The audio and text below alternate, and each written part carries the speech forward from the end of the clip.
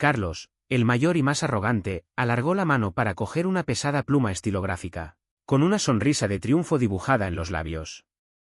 Si ya hemos terminado con las formalidades, acabemos con esto de una vez, dijo, con la voz cargada de condescendencia. Justo cuando la pluma estaba a punto de tocar el papel, el señor Martínez levantó una sola mano dominante, deteniéndolo en seco. Hay un último asunto que tratar antes de que se pueda ejecutar la transferencia del título, declaró el notario, con voz uniforme y desprovista de emoción. Sacó de un viejo maletín de cuero un sobre gastado y amarillento, con el sello intacto. Un codicilo al testamento de don Ricardo, con instrucciones explícitas de que se leyera únicamente ante el intento de venta de esta propiedad durante la vida de doña Clara. Los hermanos intercambiaron miradas confusas y ligeramente irritadas. El notario rompió el sello con cuidado, se aclaró la garganta y empezó a leer las palabras que harían estallar su mundo. La propiedad conocida como Casita de los Recuerdos, construida con mis propias manos y el amor de mi esposa, solo pasará a mis hijos, Carlos, Isabel y Javier, bajo la condición expresa e innegociable de que ellos personalmente velen por el cuidado y bienestar de mi amada esposa, Clara, dentro de los muros del hogar que construimos juntos, hasta el día de su fallecimiento. Antes de continuar, por favor, pulsa el botón de suscripción para alegrarme el día y dime desde dónde estás viendo en los comentarios. La historia retrocedió a una cálida y soleada mañana, 6 meses antes. Doña Clara, una mujer de 70 y tantos años con la bondad en los ojos y las manos gastadas por toda una vida dedicada a cuidar de su familia y su jardín, tarareaba una melodía nostálgica. Estaba en su cocina, el corazón del hogar que ella y su difunto esposo, Ricardo, habían construido de la nada. La casa estaba inmaculada, un museo viviente de su vida juntos, llena de fotografías enmarcadas, adornos hechos a mano y el tenue y reconfortante aroma del tabaco de pipa de Ricardo que aún se aferraba a las cortinas. A través del gran ventanal de la cocina, su vibrante jardín era un derroche de color. Clara miró una foto de ella y Ricardo el día de su boda, sintiendo una aguda punzada de dolor y soledad. Reflexionó sobre el sueño que compartían, sobre cómo habían vertido cada gramo de su juventud y su amor en aquellas paredes. El reciente fallecimiento de Ricardo había dejado en la casa un silencio que ni sus recuerdos podían llenar. Últimamente, un nuevo miedo había echado raíces, un miedo a su propia mente, pues se encontraba perdiendo las gafas de leer más a menudo o olvidando el nombre de una flor que llevaba décadas plantando. Le preocupaba convertirse en una carga. Sabía que sus olvidos eran pequeños, deslices triviales que le podían pasar a cualquiera, pero en el silencio de la casa vacía, cada lapso se sentía como un temblor, una premonición de una fragilidad mayor por venir. Se aferraba a sus rutinas con una determinación silenciosa, limpiando la casa con un esmero casi ritual, cuidando su jardín como si las flores fueran los únicos confidentes que le quedaban. Cada pétalo que abría, cada mala hierba que arrancaba, era un acto de desafío contra el tiempo y la entropía. Pero por las noches, la duda se arrastraba hasta su cama. ¿Qué pasaría si un día olvidaba apagar la estufa? ¿O si se caía y no podía levantarse? El miedo no era a la muerte, sino a una vida disminuida, a perder la independencia que tanto ella como Ricardo habían valorado por encima de todo. Era este miedo, tierno y vulnerable, el que sus hijos pronto aprenderían a blandir como un arma.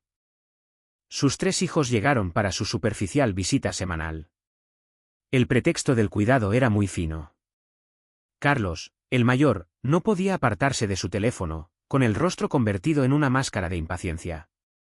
Calculaba mentalmente los gastos de mantenimiento de la casa, contrastándolos con las cifras que su agente inmobiliario le susurraba al oído. Cada crujido del suelo de madera le sonaba a dinero escapándose. Isabel, la mediana, se afanaba en atender a Clara con una preocupación teatral y asfixiante, alisándole el cuello del vestido y comentando lo pálida que parecía, mientras sus ojos evaluaban la porcelana del aparador. Javier, el menor, evitaba la mirada de su madre, sus ojos recorriendo la habitación, tasando mentalmente los muebles y la estructura, con la mente ya puesta en el posible precio de venta. El peso de la culpa lo hacía moverse con torpeza, pero la seductora promesa de la libertad financiera era un canto de sirena demasiado fuerte como para resistirse. «Oh, mamá, pareces tan cansada. ¿Qué ojeras tienes? ¿Estás comiendo bien?» «Esta casa es demasiado grande y vacía para una sola persona», dijo Isabel, su voz un almíbar empalagoso de falsa solicitud. Carlos levantó la vista de su teléfono, con el ceño fruncido por la interrupción. Hemos estado hablando, mamá. Hemos encontrado un lugar maravilloso, una comunidad de retiro de primera. Se llama Hogar de Paz. Tienen médicos en plantilla, actividades sociales, todo. No tendrías que preocuparte por nada. Clara sintió un escalofrío. ¿Preocuparme? Esta casa no es una preocupación, es mi vida. El alma de vuestro padre está en estas paredes, dijo, su voz temblando ligeramente. Señaló la mecedora junto a la chimenea. Allí mismo se sentaba Ricardo cada noche. Puedo sentirlo aquí, hijos. ¿Cómo podéis pedirme que me vaya? Javier, incapaz de mirarla, murmuró, es por tu bien, mamá. Es demasiado para ti sola. Nos preocupamos constantemente. La palabra preocupación salió de su boca como un veneno, una justificación cuidadosamente ensayada para la traición que estaban a punto de cometer. Comenzaron su asalto coordinado, pintando un falso cuadro de una lujosa comunidad de estilo resort, unas vacaciones permanentes. Se aprovecharon magistralmente de sus miedos más profundos, sus recientes lapsus de memoria, su soledad y su terror a ser una carga para ellos. Isabel describía fiestas de bingo y clases de jardinería en macetas, mientras Carlos hablaba de seguridad las 24 horas y comidas gourmet preparadas por un chef. Tergiversaron sus pequeños olvidos, transformándolos en pruebas de una peligrosa incapacidad. El otro día no recordabas dónde dejaste las llaves, mamá, dijo Isabel, meneando la cabeza con fingida gravedad. Imagina que pasa algo más serio. No nos lo perdonaríamos nunca. Clara se sintió acorralada, su propia mente convertida en un testigo en su contra.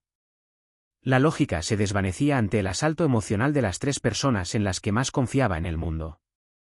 La imagen que pintaban del hogar de paz era la de un paraíso seguro, un lugar donde ella estaría a salvo de sí misma, y, lo más importante, donde ellos estarían libres de la carga de su cuidado. La campaña de manipulación se intensificó en las semanas siguientes. Isabel trajo folletos satinados y engañosos de otro centro, mucho más lujoso, para vender el sueño. Las fotos mostraban a ancianos sonrientes jugando al golf y tomando cócteles junto a una piscina reluciente.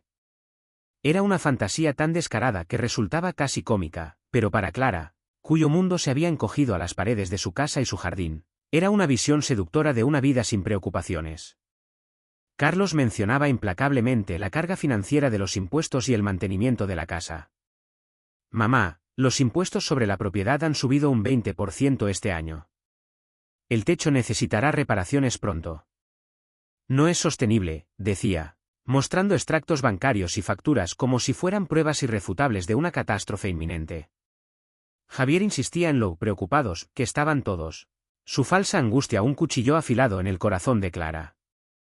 Cada llamada telefónica, cada visita, era un nuevo golpe, debilitando su resolución. Finalmente la convencieron para que solo visitara el hogar de paz. La visita fue una obra maestra del engaño. La condujeron por un ala vacía y recién renovada, evitando las sombrías y superpobladas secciones principales. El aire olía a pintura fresca y a ambientador de limón, no a desinfectante y tristeza. Isabel le señaló una habitación soleada con vistas a un pequeño patio ajardinado, una habitación que sabían que ya estaba asignada a otro residente. Incluso habían sobornado a una enfermera para que hablara maravillas de la maravillosa comunidad y las estimulantes actividades diarias. Y lo más importante, lo presentaron como una medida temporal. Solo por un tiempo, mamá, le dijo Isabel, cogiéndole las manos y mirándola a los ojos con una sinceridad perfectamente fingida. Una estancia corta, como un balneario de rehabilitación, hasta que recuperes las fuerzas. Te visitaremos todos los días, te lo prometemos. Te llamaremos todas las noches. Y podrás volver a casa en cuanto quieras. Esta mentira fue el eje de todo su plan. Era la promesa que le permitía a Clara ceder sin sentir que estaba abandonando a Ricardo, que estaba abandonando su vida. Clara, confundida, emocionalmente agotada y hábilmente manipulada hasta creer que era un obstáculo para la felicidad de sus hijos, accedió a regañadientes. La escena en la que hizo una pequeña maleta, creyendo que era para un viaje corto, fue desgarradora. Dobló con cuidado un par de sus vestidos favoritos, metió la novela que estaba leyendo a medias y la fotografía de Ricardo que guardaba en su mesilla de noche. Mientras sus hijos esperaban con impaciencia en la puerta, ella recorrió la casa con la mirada, memorizando la luz que entraba por la ventana del salón, el tacto del respaldo gastado de la silla de Ricardo, el sonido del reloj de Cuco en el pasillo. Al salir, apoyó una mano en el marco de la puerta principal, un lugar que la mano de Ricardo había rozado miles de veces, y echó una última y larga mirada a su hogar, la casita de los recuerdos. Una lágrima silenciosa rodó por su mejilla mientras se daba la vuelta, sin ver las sonrisas de alivio y triunfo que sus hijos intercambiaban a sus espaldas. En el instante en que el coche de sus hijos dobló la esquina y desapareció, la hermosa mentira se evaporó como el rocío matutino bajo un sol cruel. El aire en el hogar de Paz era pesado, una mezcla nauseabunda del olor a desinfectante industrial, a repollo hervido y un tenue, casi imperceptible, aroma a desesperación. No era el perfume de limón y pintura fresca de su visita. El vestíbulo, que antes parecía luminoso y acogedor, ahora se revelaba como lo que era, un espacio funcional, con baldosas agrietadas y paredes de un color beige enfermizo. La enfermera sonriente que los había guiado había sido reemplazada por una mujer adusta con un manojo de llaves, que tintineaban como las de un carcelero. Condujo a Clara por un pasillo largo y mal iluminado, donde el único sonido era el eco de sus propios pasos y el murmullo distante de un televisor. La habitación de Clara no era privada. Era un espacio reducido que compartía con una mujer silenciosa y abatida que miraba fijamente una pared desconchada, como si en sus grietas pudiera leer la historia de su propia vida abandonada. La única ventana, estrecha y con barrotes, no daba a un jardín cuidado, sino a un sucio callejón de ladrillos donde se apilaban los cubos de basura. El peso aplastante de la traición se abatió sobre Clara. Esto no era una comunidad de lujo, era un almacén para los olvidados, un lugar donde la gente venía a esperar el final en silencio. Los primeros días fueron una neblina de confusión, miedo y una tristeza tan profunda que le dolía físicamente el pecho. Se sentaba en el borde de la cama rígida, con la pequeña maleta a sus pies, todavía sin deshacer, como si se negara a aceptar que este era su nuevo hogar. Aferrada al teléfono público del pasillo, cuya intimidad era nula, llamó a sus hijos. Las primeras veces, sus voces eran una mezcla de falso entusiasmo y prisa. «Mamá, ¿qué tal todo? ¿Ya has hecho amigas?», preguntaba Isabel, su tono demasiado agudo, demasiado alegre.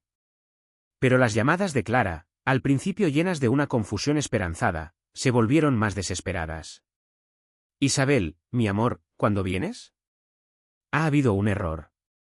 Este lugar, no es lo que me enseñaste en el folleto», suplicó en la tercera llamada, su voz un susurro roto. Al otro lado de la línea, Clara pudo oír un eco extraño, el sonido de una voz en una habitación grande y vacía. Isabel suspiró, un sonido cargado de fastidio que intentó disimular malamente. «Oh, mamá, estamos tan ocupados. Estamos haciendo unas reformas en la casa para que esté perfecta para tu regreso. Solo necesitamos un poco más de tiempo. Ten paciencia. ¿Te estás acordando de tomarte la medicina?». La pregunta fue una puñalada, un recordatorio de que su propia mente había sido usada como arma en su contra. Colgó el teléfono sintiendo un frío que no tenía nada que ver con las corrientes de aire del pasillo. Sus llamadas, antes recibidas con falsa solicitud, ahora eran atendidas con creciente brevedad y fastidio, hasta que, finalmente, dejaron de ser atendidas por completo. El número de Isabel iba directamente al buzón de voz, y el de Carlos sonaba y sonaba sin fin. El silencio de sus hijos era más elocuente que cualquier mentira. Estaba sola. Mientras tanto, de vuelta en la casita de los recuerdos, los hermanos trabajaban con una eficiencia escalofriante. No estaban haciendo reformas, estaban realizando un exorcismo de la memoria. Contrataron a un equipo barato, un par de hombres hoscos que trataban los muebles con una indiferencia brutal. La vida entera de Clara, su alma impresa en los objetos de su hogar, fue arrancada sin contemplaciones. Los álbumes de fotos, pesados con décadas de sonrisas y celebraciones, fueron arrojados a cajas de cartón. El gastado sillón de Ricardo, con la hendidura perfecta de su cabeza en el respaldo, fue arrastrado al porche, destinado a ser vendido por unos pocos pesos. Los dibujos a lápiz de los nietos, pegados con imanes en la nevera, fueron arrancados y tirados a la basura junto con los restos del desayuno de esa mañana. Cada objeto, cada recuerdo, era un obstáculo en su camino hacia la riqueza. Las cajas no se guardaron con cuidado para un futuro regreso. Carlos las cargó en una furgoneta alquilada y las condujo a un almacén remoto en las afueras de la ciudad, Una unidad húmeda y maloliente donde las memorias de Clara estaban destinadas a enmohecerse y desvanecerse en la oscuridad. El agente inmobiliario dijo que los colores neutros se venden más rápido, ordenó Carlos a los trabajadores, con la voz desprovista de emoción. Quiten este viejo papel pintado de flores. Y ese jardín hay que pavimentarlo. Los compradores ven un jardín y solo ven trabajo. El jardín, el santuario de Clara, el lugar donde había hablado con Ricardo incluso después de su muerte, sería borrado. Javier cogió un pajarito de madera tallada que Ricardo había hecho para él cuando era niño. La madera era suave y pulida por el paso del tiempo. Recordó el olor a serrín en el pequeño taller de su padre, la paciencia con la que le había enseñado a manejar el cuchillo. «¿No deberíamos, no sé, guardar algo de esto para mamá?», preguntó, su voz apenas un murmullo. La culpa era una presencia física, un nudo en su garganta. Carlos le arrebató el pájaro y lo lanzó con desdén a una caja marcada como varios. «No lo necesitará donde va. Se trata de asegurar nuestro futuro, Javi. El mercado inmobiliario está que arde ahora mismo. Tenemos que movernos rápido antes de que se enfríe». Su mirada era dura, implacable. Cualquier atisbo de sentimentalismo era una debilidad que no podían permitirse. Javier apartó la vista, tragándose su culpa. La promesa de un apartamento en el centro, de una vida sin preocuparse por el alquiler, era un bálsamo para su conciencia herida. La casa se transformó rápidamente en un cascarón estéril y anónimo. El cálido aroma a hogar, a guisos lentos y a tabaco de pipa, fue reemplazado por el olor químico de la pintura fresca y la lejía. Las paredes, antes un tapiz de la historia familiar, se convirtieron en lienzos en blanco de un gris impersonal.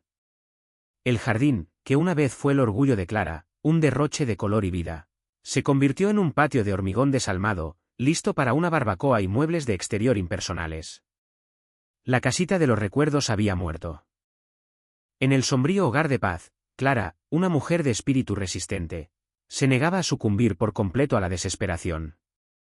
Encontró una pequeña bondad en una joven auxiliar de enfermería, Sofía, una chica de ojos amables que no había perdido aún su compasión en la rutina del asilo.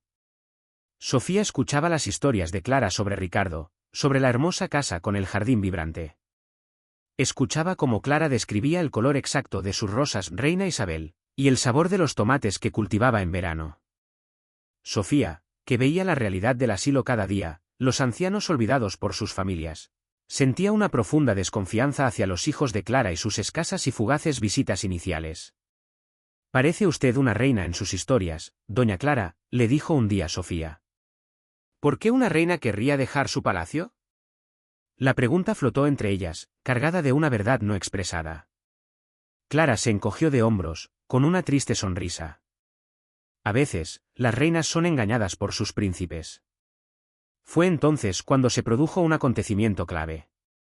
Un agente inmobiliario, contratado por Carlos, puso la casa en el mercado.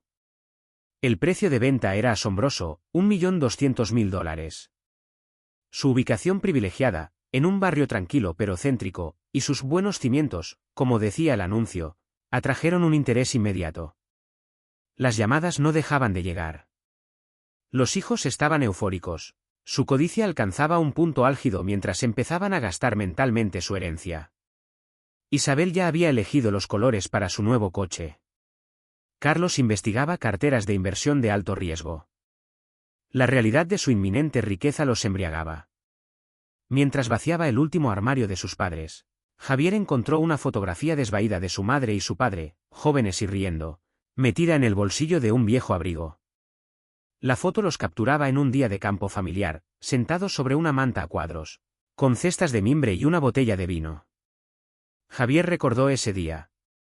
Recordó la risa genuina de su padre, el sabor del bocadillo de tortilla que su madre había preparado, la sensación de seguridad y amor incondicional. La culpa le atravesó el pecho con la fuerza de un dolor físico. Era un recuerdo de un tiempo en que el amor parecía más valioso que el dinero. Por un instante, el horror de lo que habían hecho lo abrumó. Vio el rostro de su madre en el asilo, confundido y asustado, y lo comparó con la joven radiante de la fotografía. ¿Cómo habían llegado a esto?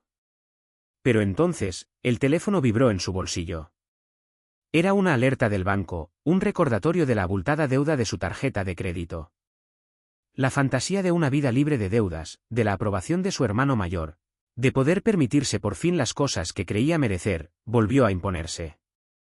Guardó la foto y el sentimiento, convenciéndose una vez más de que este acto desalmado era un mal necesario para un bien mayor, su propia salvación financiera.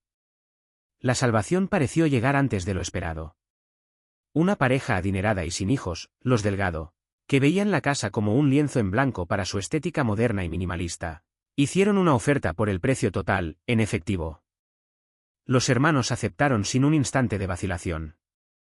No hubo negociación, no hubo contraoferta. Fue demasiado fácil. La firma se fijó para dentro de una semana. Para celebrar su inminente fortuna, los tres hermanos fueron al restaurante más caro de la ciudad. El lugar era un monumento al exceso, con candelabros de cristal, manteles de lino y camareros que se movían con un silencio obsequioso. Pidieron champán, el más caro de la carta, y brindaron por su brillantez. Por nosotros, dijo Carlos, levantando su copa. Por conseguir finalmente lo que merecemos. Se acabaron los apuros económicos. Su sonrisa era la de un conquistador. Ya he programado una prueba de conducción, anunció Isabel, con los ojos brillantes de codicia. Un descapotable blanco. Y estoy reservando un viaje en primera clase a París y Roma. Se reclinó en la silla de terciopelo, imaginándose ya paseando por los Campos Elíseos. Javier, ahora completamente arrastrado por la fantasía, se unió a la celebración. Por fin puedo dar la entrada para un apartamento decente en el centro. Se acabaron los caseros. El recuerdo de la foto desvaída estaba ahora enterrado bajo capas de champán y sueños de opulencia. Se permitieron creer que se lo habían ganado, que eran inteligentes y astutos, y que su madre, en su maravillosa comunidad, estaba feliz por ellos. La escena contrastaba brutalmente con la realidad de Clara. En ese mismo momento, ella estaba sentada sola en el ruidoso y caótico comedor del asilo, removiendo con la cuchara un guiso insípido y tibio en su plato de plástico. El estruendo de los cubiertos, las conversaciones a gritos y los gemidos ocasionales de los otros residentes formaban una cacofonía de miseria. Su única compañía era la pequeña y gastada fotografía de Ricardo que había logrado esconder en el bolsillo de su bata cuando se la llevaron. Debajo de la mesa, fuera de la vista de las enfermeras, acariciaba la imagen, el rostro sonriente de su marido. Era el único calor que le quedaba en un mundo que de repente se había vuelto gélido e irreconocible. No sabía nada de la venta, de la celebración, del dinero. Solo sabía que las paredes de su hogar ya no la abrazaban por la noche, y que la promesa de sus hijos se había roto en 1000 pedazos silenciosos. Señora Elena Rodríguez, vecina de al lado de Clara y su leal amiga durante 40 años, vio aparecer el llamativo cartel de «vendido» en el césped. Lo vio desde la ventana de su cocina, y el corazón se le encogió en el pecho. Hacía meses que no veía a Clara, y las pocas veces que había acorralado a los hijos, estos se habían mostrado inquietantemente evasivos, ofreciendo vagas historias sobre un retiro de salud a largo plazo o un crucero prolongado por el Mediterráneo. Sus instintos, afinados por décadas de amistad y una saludable desconfianza hacia la codicia humana, le gritaban que algo iba muy mal. El jardín descuidado y ahora pavimentado, la pintura impersonal, el silencio donde antes resonaba la risa de Clara, todo ello eran piezas de un rompecabezas siniestro. El cartel de venta fue la última pieza. Con una determinación férrea, decidió actuar. Sabía que Javier, el más débil de los tres, era su mejor oportunidad. Lo encontró en el mercado local 2 días después, en una emboscada que ella hizo parecer casual. Javier empujaba un carrito lleno de quesos caros y botellas de vino espumoso, una sonrisa nerviosa pero satisfecha en su rostro. Elena se interpuso en su camino, justo entre las frutas y las verduras. Javier, qué sorpresa, dijo, su voz tranquila pero con un filo de acero. ¿Celebrando algo? Javier se sobresaltó, casi dejando caer una botella. ¿Elena? Sí, bueno, un pequeño negocio familiar, balbuceó, evitando su mirada. ¿Y tu madre? ¿Disfruta de su crucero? Es extraño que no haya enviado ni una postal en todos estos meses. Con lo que a ella le gusta escribir, presionó Elena, sus ojos oscuros fijos en él. Javier palideció. Está bien. descansando. El médico le recomendó un lugar tranquilo. Un retiro. ¿Qué lugar?, preguntó Elena directamente. ¿Cómo se llama ese retiro tan tranquilo que no tiene teléfono ni servicio de correos? Acorralado, sudando bajo las luces fluorescentes del mercado, Javier cometió el error que Elena esperaba. Se llama Hogar de Paz, susurró, deseando que la tierra se lo tragara. Pero no deberías ir, están muy ocupados y las visitas la alteran. Gracias, Javier. Era todo lo que necesitaba saber, dijo Elena, y se marchó dejándolo temblando entre las lechugas. Esa misma tarde, Elena condujo hasta el Hogar de Paz. El edificio en sí era una afrenta, una estructura de hormigón gris que parecía absorber la luz del sol. El estado del asilo la horrorizó. Después de una acalorada discusión con la recepcionista, que insistía en que Clara no podía recibir visitas no autorizadas por la familia, Elena elevó la voz, amenazando con llamar a la policía y a los servicios sociales, su indignación una fuerza de la naturaleza que la mujer del mostrador no pudo contener. Finalmente, la dejaron pasar. Encontró a Clara en la lúgubre sala común. Estaba sentada en una silla de plástico, mirando sin ver un programa de televisión que nadie atendía. Estaba visiblemente más delgada, sus pómulos más afilados, y sus ojos, antes brillantes de vida, tenían una tristeza vacante que Elena nunca había visto. Su reencuentro fue un torrente de palabras susurradas y desesperadas y lágrimas compartidas. «Clara». «Dios mío, ¿qué te han hecho?», exclamó Elena, arrodillándose a su lado y tomando sus manos frías. «Tus hijos, esos monstruos, me dijeron que estabas en un crucero». Clara se aferró a la mano de Elena como a un salvavidas en medio de un océano de desesperación. «Mintieron, Elena. Todo fue mentira. Esto es una prisión.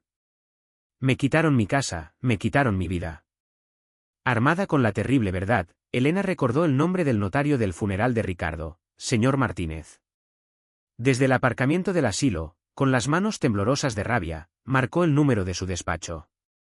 La secretaria le informó, con una amabilidad profesional, que el señor Martínez se encontraba en un congreso de derecho notarial en la capital y que no se le podía localizar hasta la mañana siguiente, el mismo día de la firma de la venta. Elena no se rindió. Dejó un mensaje. Y luego otro. Y otro más. Una serie de mensajes cada vez más frenéticos y detallados, explicando el engaño, el abandono, la venta fraudulenta de la casa, creando un hilo de tensión externa del que los hermanos, en su burbuja de codicia, eran completamente ajenos. La visita de Elena, a pesar de su brevedad, fue como un fósforo encendido en la oscuridad del alma de Clara. La indignación de su amiga le recordó que ella también tenía derecho a estar indignada. El fuego de su antiguo espíritu, el que había construido una casa y una familia de la nada, parpadeó y volvió a la vida. Ya no era solo una víctima pasiva, era una prisionera que exigía sus derechos. A la mañana siguiente, con una nueva determinación en su postura, marchó directamente a la oficina del director del asilo. Su voz, aunque debilitada por la mala alimentación y la tristeza, tenía una firmeza que sorprendió a la enfermera jefe que intentó detenerla. Exigió hablar con el director. Insistió en su derecho a utilizar un teléfono en privado para ponerse en contacto con el abogado que Elena le había recomendado. Se encontró con un muro de sonrisas condescendientes e indiferencia burocrática. El director, un hombre con un traje barato y una sonrisa practicada, la escuchó con una paciencia fingida. Ahora, Clara, le dijo, su tono el que se usaría con un niño que hace un berrinche. Todo ha sido arreglado por su amada familia. Ellos saben lo que es mejor para usted. Sabía, sin saberlo, que Carlos había hecho una generosa donación al fondo discrecional del director para garantizar la tranquilidad de su madre y para que se ignoraran sus fantasías seniles. Sus ruegos fueron desestimados como síntomas de demencia. Su insistencia fue tratada como agitación. Quizás necesitemos ajustar su medicación, sugirió el director con una falsa preocupación. Desesperada, Clara intentó el último recurso que le quedaba. Se dio la vuelta y caminó con toda la dignidad que pudo reunir hacia la puerta principal. Iba a salir de allí, aunque tuviera que caminar hasta su casa. Pero un corpulento celador, que había estado observando desde la distancia, se interpuso en su camino. No la tocó con agresividad, simplemente se paró frente a ella, un obstáculo humano inamovible. Lo siento, doña Clara, dijo, su voz monótona. No puede irse. Fue en ese momento, con la luz del sol al otro lado del cristal y la puerta cerrada para ella, cuando se dio cuenta con una claridad escalofriante de la verdad absoluta. Era una prisionera. Sus propios hijos habían firmado los papeles, habían cedido su libertad a cambio de dinero. La habían encerrado. La chispa de esperanza casi se extinguió. Agotada, impotente y abrumada por la enormidad de la traición, se retiró al único santuario que le quedaba, su mente. Se encontró pensando cada vez más en Ricardo, no solo con la tristeza de la pérdida, sino con un profundo aprecio por su tranquila fuerza y su previsión. Recordó una conversación de hacía mucho tiempo, cuando estaban sentados en el suelo de su sala de estar a medio terminar, con las paredes aún sin pintar. Él había extendido los planos sobre el suelo, pero su mente estaba en otra parte. Siempre protege lo que hemos construido, Clara, le había dicho, golpeándose suavemente la sien con un dedo. No solo los ladrillos y el cemento, sino el amor y la previsión que los mantienen unidos. En aquel momento, la frase le pareció poética, pero abstracta. Ahora, en la fría realidad de su celda, las palabras de Ricardo resonaban con un peso críptico y profético. Previsión. La palabra se aferró a su mente, un pequeño rescoldo de calor en la oscuridad. No le ofrecía una solución, ni un plan, pero le traía una extraña sensación de consuelo, la sensación de que, de alguna manera, el amor de Ricardo seguía velando por ella, incluso desde más allá de la tumba. La firma estaba programada para la mañana siguiente. Esa noche, el ambiente en el apartamento de Isabel, donde se habían reunido los hermanos, era eléctrico. La victoria estaba tan cerca que casi podían saborearla. Isabel estaba sentada ante su portátil, finalizando su itinerario europeo, comparando hoteles de 5 estrellas en París con una concentración que nunca había dedicado a su madre.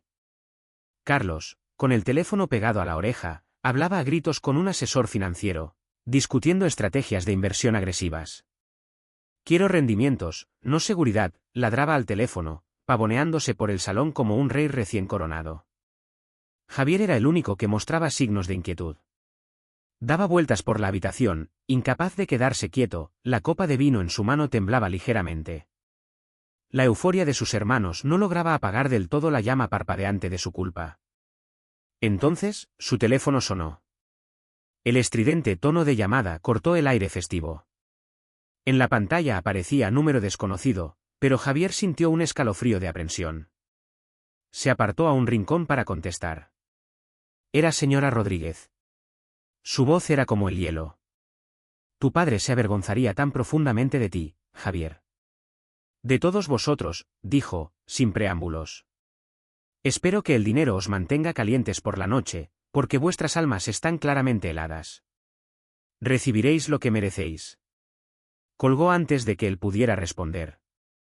Javier se quedó paralizado, con el teléfono en la mano, el rostro pálido como el de un fantasma. Se acercó a sus hermanos, que lo miraron con fastidio por la interrupción. Era Elena Rodríguez, dijo, su voz un hilo. Lo sabe todo. Visitó a mamá. Dijo que papá se avergonzaría. Carlos resopló, sin siquiera levantar la vista de los documentos que estaba revisando. ¿A quién le importa lo que piense esa vieja chismosa? Solo está celosa. Ha vivido toda su vida en esa casucha al lado de una propiedad de $1 millón. Por el amor de Dios, Javi, no te ablandes ahora. Estamos en la línea de meta. Mañana por la tarde, seremos millonarios. Deja que las viejas brujas susurren. Isabel, notando el pánico genuino en el rostro de su hermano menor, intentó tranquilizarlo. Y deja de preocuparte. La secretaria del señor Martínez llamó para confirmar esta tarde. Dijo que el notario insistía en supervisar la firma personalmente por su largo y profundo respeto por nuestro padre. ¿Lo ves? Todo está bien. Sonrió, interpretando esta noticia como una señal de respeto y formalidad, un reconocimiento a su nuevo estatus social. No se dieron cuenta de la terrible ironía. No vieron que estaban caminando directamente hacia una trampa perfectamente tendida, accionada desde la tumba por el mismo hombre al que creían haber burlado. Convencido, Javier dejó escapar un suspiro de alivio. Carlos tenía razón. Eran paranoias de última hora. Levantaron sus copas de nuevo. Por papá, dijo Isabel con una sonrisa radiante. Y por la fortuna que nos dejó. Bebieron, completamente ciegos, brindando por su propia destrucción. La historia regresa a la escena inicial, continuando ahora en tiempo real. La oficina estéril del notario parecía cargada, el aire zumbando con la avaricia apenas contenida de los hermanos. El señor y la señora Delgado, los compradores, mantenían una conversación educada y expectante sobre el clima, aunque sus ojos no dejaban de mirar el montón de documentos que representaban la culminación de su búsqueda de un nuevo hogar. Carlos, Isabel y Javier estaban prácticamente vibrando de anticipación, sus miradas fijas en esos mismos papeles, que para ellos no representaban un hogar, sino una liberación. Cada segundo que pasaba era una agonía. El reloj de pared de caoba marcaba el tiempo con un tic-tac solemne, cada chasquido un golpe de martillo en el yunque de su impaciencia. Finalmente, la puerta se abrió y entró el señor Martínez. Su rostro era una máscara impasible de profesionalismo. No sonreía, pero tampoco fruncía el ceño. Sus movimientos eran deliberados, metódicos, mientras caminaba hacia el escritorio y saludaba a todos con formales inclinaciones de cabeza. Llevaba el mismo viejo maletín de cuero que Clara recordaría más tarde de la lectura del primer testamento de Ricardo. Los hermanos interpretaron su seriedad como la gravedad apropiada para una transacción de $1.200.000. Se sentían importantes. Martínez abrió el maletín y sacó los contratos de venta finales, extendiéndolos sobre la pulida superficie de caoba con una precisión casi quirúrgica. Sus dedos largos y delgados alisaron los papeles, que crujieron suavemente en el silencio de la habitación. Todo parece estar en orden, dijo, y sus palabras, aunque neutrales, fueron como una fanfarria para los oídos de los hermanos. Dejaron que saborearan la victoria por un último y dulce momento. Carlos, Isabel y Javier intercambiaron una mirada de puro e impuro triunfo. Lo habían logrado. Habían burlado a la sentimentalidad, a la memoria, al deber. Habían convertido una carga en una fortuna. Carlos, sintiéndose el rey del mundo, cogió con confianza la costosa pluma estilográfica que el notario había dispuesto para la firma. La pluma era pesada en su mano, un cetro. La levantó, la punta de oro brillando bajo la luz, y la bajó lentamente hacia la línea de puntos que esperaba su nombre. Justo cuando la punta de la pluma estaba a centímetros de la firma, a un instante de sellar su traición y asegurar su riqueza, la voz tranquila de Martínez cortó el aire. Un momento. La palabra, aunque pronunciada en voz baja, resonó en la sala como el tañido de una campana fúnebre. Carlos se detuvo en seco, la pluma flotando sobre el papel, una expresión de irritación cruzando su rostro. ¿Qué pasa ahora? ¿Falta alguna inicial en algún anexo? El notario no respondió a su pregunta. En su lugar, metió la mano de nuevo en su maletín de cuero y recuperó el sobresellado y amarillento. Lo sostuvo en el aire por un instante para que todos lo vieran. El papel era quebradizo por el paso de las décadas, y la dirección, escrita con la caligrafía fuerte y ligeramente inclinada de Ricardo, se había desvanecido a un tono sepia. Como albacea del patrimonio de don Ricardo, comenzó Martínez, su voz ahora con un tono formal y autoritario. Estoy obligado por honor a cumplir con un último deber. Un codicilo a su última voluntad y testamento, según mis instrucciones explícitas. Carlos soltó una risa arrogante, aunque un gusano de inquietud comenzó a retorcerse en su estómago. ¿Un codicilo? ¿Qué es esto? ¿Un sentimentalismo de última hora? ¿Un poema final para su amada casa? Isabel se rió nerviosamente, un sonido agudo y forzado. Quizás nos dejó sus viejas herramientas de jardinería, ¿Carlos? El señor Martínez ignoró por completo sus pullas. Su mirada, fría y dura, se fijó en Carlos. Levantó el sobre, rompió el sello de cera roja con un chasquido seco que hizo que Javier se estremeciera, y sacó una sola hoja de papel doblada. La desdobló con cuidado y comenzó a leer. Su voz era firme y clara, llenando el silencio repentino de la habitación. Leyó la cláusula que se había anticipado en el gancho, la cláusula que era el corazón de la previsión de Ricardo.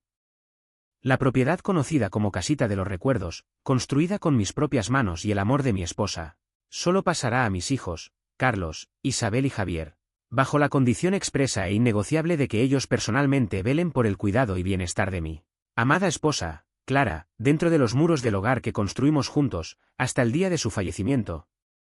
Un silencio sobrecogedor descendió sobre la habitación. Los Delgado intercambiaron miradas confusas, sintiendo que habían entrado en un drama familiar privado. Los hermanos estaban congelados, sus sonrisas triunfantes pegadas a sus rostros como máscaras grotescas en un teatro de lo absurdo. El color desapareció del rostro de Isabel, dejándola con un aspecto ceroso y enfermizo. Fue ella quien rompió el silencio con una risa aguda y nerviosa que sonó más a un chillido de pánico. Bueno, por supuesto que la estamos cuidando. Faltaría más. Está en un centro maravilloso, una suite privada. Está recibiendo los mejores cuidados que el dinero puede comprar. Mucho mejores de los que podría recibir en casa. La mirada del señor Martínez permaneció inalterable, fija en Isabel como la de un entomólogo examinando un insecto. El testamento, señora, es explícito. No ambiguo. Especifica, dentro de los muros del hogar. Habla de cuidado personal, familiar. No contiene provisiones para subcontratar ese deber tan sagrado a extraños, por muy caros que sean. Me tomé la libertad de confirmar la residencia actual de doña Clara esta misma mañana, antes de venir aquí. Hizo una pausa, dejando que sus siguientes palabras cayeran con el peso de losas de granito. Fue ingresada en el Hogar de Paz, una institución de cuidados básicos, el 12 de junio de este año. Donde, según mis fuentes, permanece. El intento de vender esta casa, por lo tanto, activa la cláusula secundaria y final del codicilo. Se ajustó las gafas sobre la nariz y continuó leyendo el testamento, su voz resonando ahora con la autoridad de un hombre que habla desde más allá de la tumba, ejecutando una última y brillante jugada de ajedrez. En caso de que mis hijos fallen en este deber tan sagrado, sacando a su madre de su hogar por cualquier motivo que no sea una hospitalización médicamente necesaria y temporal, su derecho a la propiedad y a todos sus activos queda inmediata y completamente nulo y sin efecto. El aire se escapó de los pulmones de Isabel en un silbido audible. Carlos se inclinó hacia adelante, con los ojos inyectados en sangre, como si quisiera estrangular al notario a través del escritorio. Martínez continuó, su voz implacable. En tal caso, la casa, su contenido y la totalidad de los fondos de mi patrimonio deberán ser transferidos, de forma inmediata e irrevocable, a la Fundación para el Amparo de los Ancianos, una organización benéfica dedicada a proporcionar una vivienda digna a los ancianos necesitados. El mundo se derrumbó. Carlos se puso en pie de un salto, su rostro pasando del rojo al púrpura moteado de furia. La vena de su sien palpitaba violentamente. «Esto es una locura. Es un truco. Es ilegal», gritó, su voz quebrándose por la rabia. Era un viejo, no estaba en su sano juicio cuando escribió eso. Lo demandaremos a usted, al patrimonio, a todos. Arrastraremos esto por los tribunales durante años. Isabel dejó escapar un gemido que no era humano, un lamento animal y puro de pérdida.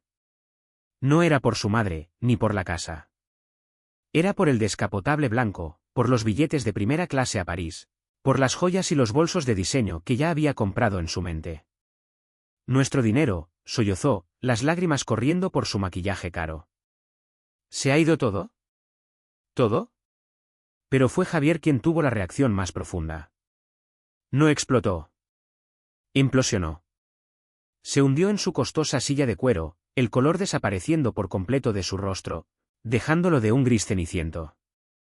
Se quedó sin aliento, el peso de las palabras de Elena Rodríguez, tu padre se avergonzaría tan profundamente, estrellándose contra él con la fuerza de un golpe físico. Vio la cara de su padre en su mente, no enfadada, sino terriblemente decepcionada. Y en esa imagen, lo comprendió todo. El amor de su padre, su previsión, su conocimiento de la naturaleza de sus propios hijos. Él lo sabía, susurró, las palabras apenas audibles para nadie más que para él mismo. Todo este tiempo, él sabía lo que éramos. El señor Martínez, imperturbable ante el caos, cerró lentamente la carpeta de cuero con un chasquido definitivo. Don Ricardo era un hombre muy sabio, dijo fríamente, mirando directamente a Carlos. Sabía que el valor de su casa no estaba en su precio de mercado, sino en el amor que debía contener. El testamento es férreo. Se lo aseguro. Fue redactado y ratificado con testigos y exámenes de competencia mental. Cualquier impugnación sería una pérdida de su tiempo y de lo que les quede de dinero. Se volvió hacia los atónitos y horrorizados delgados, que se habían levantado y retrocedido hacia la puerta. Mis más sinceras disculpas por haberles hecho perder el tiempo. Parece que la propiedad no está, y nunca estuvo, a la venta. Recogió su maletín, asintió una vez y salió de la oficina, dejando a los tres hermanos solos en las ruinas de su sueño dorado. El silencio que siguió a la partida del notario y de los compradores fue más ruidoso que los gritos. Era un silencio denso, lleno de la implosión de futuros y el hedor de la codicia frustrada. Por un momento, los tres se quedaron congelados, como estatuas en un jardín de ambiciones marchitas. Luego, la alianza, forjada en la codicia, se disolvió instantáneamente en un veneno de amargas y odiosas recriminaciones. No gritaron. Sus palabras eran susurros, siseos cargados de un odio que solo puede existir entre hermanos que se han traicionado a sí mismos. Esto es culpa tuya, siseó Carlos a Isabel, su rostro todavía lívido. Con tus ideas de los folletos y tus mentiras sobre el resort. Deberíamos haberla dejado en la casa y simplemente esperar. Mi culpa, replicó Isabel, su voz temblorosa de rabia y lágrimas. Tú eras el que presionaba con los impuestos y el agente inmobiliario. No podías esperar a tener el dinero en tus manos. Si no hubieras sido tan avaricioso, tan impaciente. Y tú, dijo Carlos, girándose hacia Javier, que seguía hundido en su silla, tú, con tu conciencia culpable. Siempre el más débil. Si hubieras sido fuerte, si hubieras mantenido la boca cerrada. Yo os lo advertí, murmuró Javier, finalmente encontrando su voz. Dije que era una mala idea. Dije que Elena lo sabía. Cállate, espetaron Carlos e Isabel al unísono. Su pesadilla compartida no los unió. Se convirtió en una jaula en la que se desgarrarían unos a otros por la eternidad, cada uno un recordatorio constante para los otros dos de la fortuna que habían perdido y la bajeza que habían demostrado. Al día siguiente, una mujer visitó a Clara en el hogar de paz. Era una mujer de unos 40 años, con una energía compasiva y una sonrisa genuina. Se llamaba Sofía, pero no era la joven auxiliar. Era Sofía Méndez, la directora de la Fundación para el Amparo de los Ancianos. Se sentó con Clara no en la sala común, sino en un pequeño despacho que había pedido prestado, ofreciéndole una taza de té caliente de verdad. Con voz suave y amable, le explicó lo que había sucedido. No lo presentó como una tragedia o una venganza, sino como un regalo final, un acto de amor extraordinario. Doña Clara, comenzó, su marido, don Ricardo, fue un hombre de una inmensa sabiduría y previsión. Nos ha confiado su hogar a nuestra fundación. Clara la miró, confundida, el miedo a otra mentira, a otra decepción, nublando sus ojos. Sofía pareció entenderlo. Puso su mano sobre la de Clara. No para que lo vendamos. No para que lo convirtamos en un museo. Su última voluntad fue increíblemente clara. Su casa fue construida para ser un hogar lleno de amor y cuidado. Y nuestro primer acto oficial es honrar el espíritu de ese testamento. Hizo una pausa, sus ojos brillando de emoción. Nos sentiríamos honrados, doña Clara, si aceptara ser la primera residente de nuestra fundación. Puede volver a casa. Hoy mismo, si quiere. Nosotros nos encargaremos de todo. Le proporcionaremos una maravillosa compañera interna y todos los cuidados médicos que necesite, allí mismo, en su propia casa, por el resto de su vida. Las lágrimas comenzaron a brotar de los ojos de Clara. Pero esta vez no eran lágrimas de tristeza ni de desesperación. Eran lágrimas de una gratitud tan abrumadora, de un alivio tan profundo, que sentía como si su corazón, encogido por el dolor durante meses, volviera a expandirse. Mi casa, susurró. ¿Puedo volver a mi jardín? Su jardín la está esperando, doña Clara, respondió Sofía con una sonrisa radiante. La escena final fue de una justicia poética y silenciosa. Clara regresó a su hogar esa misma tarde. Las paredes seguían pintadas de ese gris estéril, una cicatriz del paso de sus hijos, pero la casa ya no estaba vacía. La fundación, con una eficiencia nacida de la compasión, ya había recuperado todas sus pertenencias del húmedo almacén. Un equipo de voluntarios estaba volviendo a colocar sus fotos en las paredes, devolviendo las caras sonrientes a los espacios en blanco. El sillón de Ricardo estaba de nuevo en su lugar junto a la chimenea, esperando. Afuera, en el patio trasero, el sonido rítmico de los picos rompiendo el hormigón era la música más dulce que Clara había oído en meses. Un equipo de paisajistas contratado por la fundación ya estaba trabajando, arrancando la losa de hormigón desalmada para restaurar su jardín. En el porche, para recibirla, estaba Elena, con los ojos llenos de lágrimas triunfantes, y la abrazó con una fuerza que decía: «Hemos ganado». Clara cruzó el umbral de su casa, el corazón latiéndole con fuerza. Tocó las paredes familiares, respiró hondo, y por primera vez en meses, sintió que podía respirar de nuevo. Se sentó en el sillón de Ricardo, mirando por la ventana hacia el comienzo de su jardín renacido. El sol de la tarde entraba a raudales, iluminando las motas de polvo que bailaban en el aire, y sintió una paz profunda e inquebrantable. La justicia se había cumplido, no a través de una venganza clamorosa, sino a través de la silenciosa y poderosa restauración del amor y la dignidad. Sus hijos, mientras tanto, se enfrentaban a las frías y vacías consecuencias de sus elecciones, sin casa, sin dinero y con una familia destrozada por sus propias manos, atormentados para siempre no por lo que habían perdido, sino por lo que nunca habían entendido realmente su valor.